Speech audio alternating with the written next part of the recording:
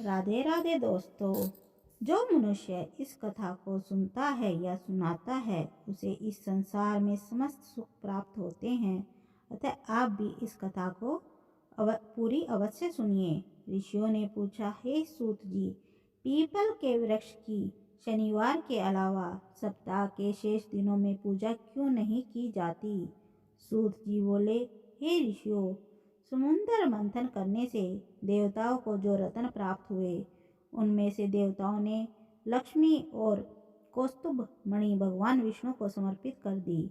जब भगवान विष्णु लक्ष्मी जी से विवाह करने के लिए तैयार हुए तो लक्ष्मी जी बोली, हे प्रभु, जब तक मेरी बड़ी बहन का विवाह नहीं हो जाता, जब तक मैं छोटी बहन आपसे किस प्रकार विवाह कर सकती हूँ? इसलिए आप पहले मेरी बड़ी बहन का विवाह करवाइए, उसके बाद आप मुझसे विवाह कीजिए। यही नियम है जो प्राचीन काल से चला आ रहा है। सूत जी ने कहा। लक्ष्मी जी के मुख से ऐसे वचन सुनकर भगवान विष्णु ने लक्ष्मी जी की बड़ी बहन का विवाह उद्दालक ऋषि के साथ संपन्न कर दिया।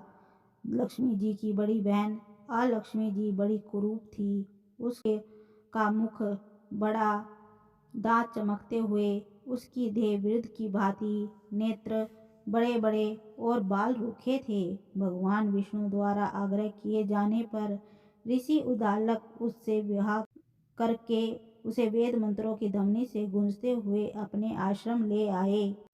वेद ध्वनि से गुंजित हवन के पवित्र धुएं से सुगंधित उस ऋषि के सुंदर आश्रम को देखकर अलक्ष्मी को बहुत दुख हुआ।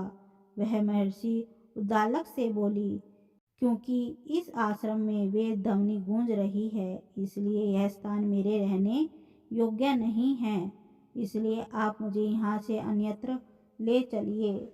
उसकी बात सुनकर महर्षि उद्दालक बोले, तुम यहाँ क्यों नहीं रह सकती और तुम्हारे रहने योग्य अन्य कौन सा स्थान है, वह भी मुझे बताओ। लक्ष्मी बोली, जिस स्थान पर वेद की ध्वनि होती, अतिथियों का आदर सत्कार किया जाता हो, यज्ञ आदि होते हों, ऐसे स्थान पर मैं नहीं रह सकती। इस स्थान पर पति पत्नी आपस में प्रेम से रहते हों, पितरों के निमित्त यज्ञ होते हों, देवताओं की पूजा होती हो, उस स्थान पर भी मैं नहीं रह सकती। जिस स्थान पर वेदों की ध्वनि न हो, अतिथियों का आदर सत्कार न होता हो, यज्ञ न होते हों, पति पत्नी आपस में कलेश करते हों, जय वृद्धों सत्पुरुषों तथा मित्रों का अनादर होता हो, जहाँ दुराचारी चोर पर स्त्रीगामी मनुष्य निवास करते हों, जिस स्थान पर गायों की हत्या की जाती हो, मद्यपान, ब्रह्म हत्या आदि पाप होते हों, ऐसे स्थानों पर मैं प्रसन्नता पूर्वक निवास करती हूँ। सूत जी बोले। लक्ष्मी के मुख से इस प्रकार के वचन सुनकर उद्दालक का मन खीन हो गया। वह इस बात को सुनकर मौन हो गए। थोड़ी देर बाद वे बोले कि ठीक है, मैं तुम्हारे लिए ऐसा स्थान ढूंढ दूंगा।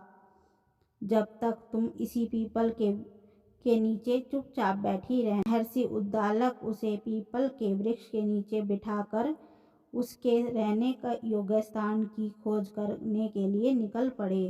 परंतु जब बहुत समय प्रतीक्षा करने पर भी वे वापस नहीं लौटे तो अलक्ष्मी विलाप करने लगी। जब बैकुंठ में बैठी लक्ष्मी जी ने अपनी बहन अलक्ष्मी का विलाप सुना तो वो व्याकुल हो गई। वे दुखी होकर भगवान विष्णु से बोली, हे प्रभु, मेरी बड़ी बहन पति द्वारा त्यागे जाने पर अत्यंत दुखी है।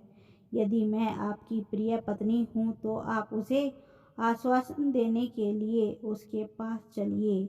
लक्ष्मी जी की प्रार्थना पर भगवान विष्णु लक्ष्मी जी सहित उस पीपल के वृक्ष के पास गए, जहाँ लक्ष्मी बैठकर विलाप कर रही थी। उसको आश्वासन देते हुए भगवान विष्णु बोले, हे लक्ष्मी, तुम इसी पीपल के वृक्ष की जड़ में सदैव के लिए निवास करो, क्योंकि इसकी उत्पत्ति मेरे ही अंश से हुई है और इसमें सदैव मेरा ही निवास रहता है।